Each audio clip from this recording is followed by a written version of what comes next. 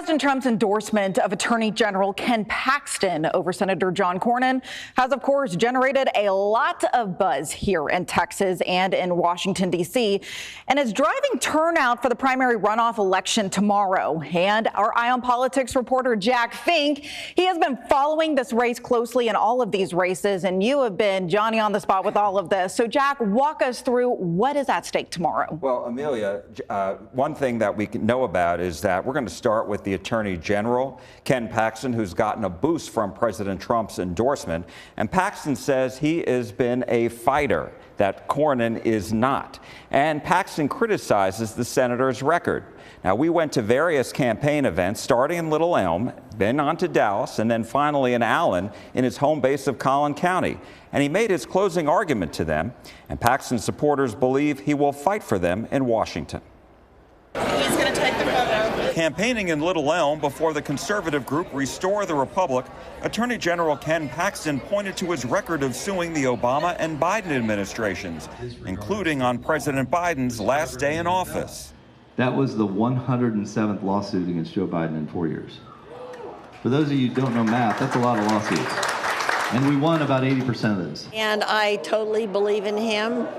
He's a good man. He's done so many good things. On the other hand, I feel John Cornyn has been there a long time and done absolutely nothing for the state of Texas. And what is it that Paxton has done that resonates with you?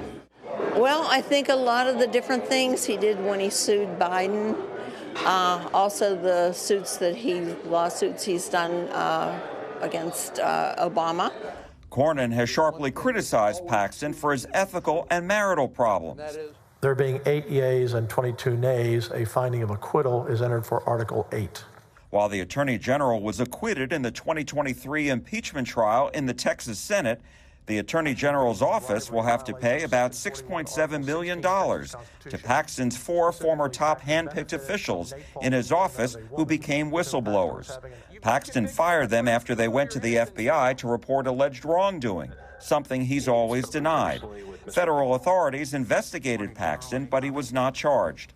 His wife, State Senator Angela Paxton of McKinney, filed for divorce last year, citing biblical grounds in a post on X.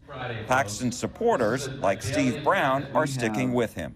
You know, if I was looking for him to be my pastor, if I was looking for him to be my marriage counselor, if I was looking for him to do those jobs, then yeah, sure, I'd be more concerned with what Cornyn's saying. But the reality is I'm not. I'm looking for him to be a bulldog that goes to Washington, D.C., that makes sure that they in D.C. understand that we in Texas will not be trampled, that you will have to come and take it. And you don't think Cornyn is a fighter? He hadn't done it in 40 years, Jack. Why would he start tomorrow? And you think Paxton is the fighter? I know it. Look at his history. And why we have to get out the vote. Because if our people get out and vote, we will win.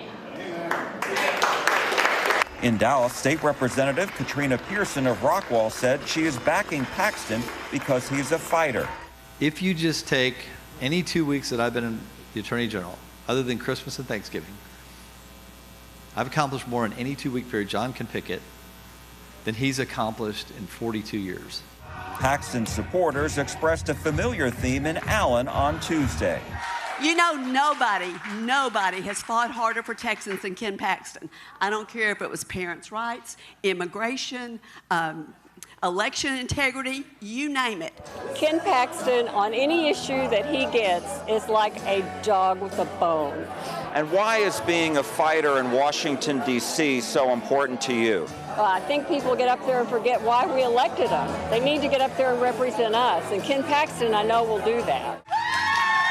The Attorney General has repeatedly questioned Cornyn's support for President Trump and said the senator only changed his tune last year after he entered the race to challenge the incumbent.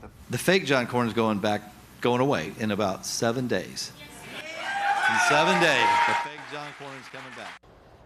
Cornyn has pushed 2 main messages as part of his campaign. One is that he has worked closely with President Trump and has voted with the president's priorities more than 99% of the time.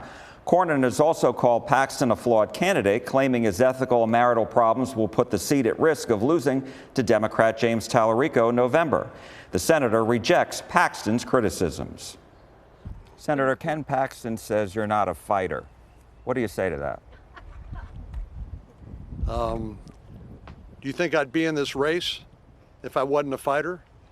I mean, I may not look like I'm angry all the time, but I refuse to lose, and I'm going to fight to win this race, and I believe we will win this race.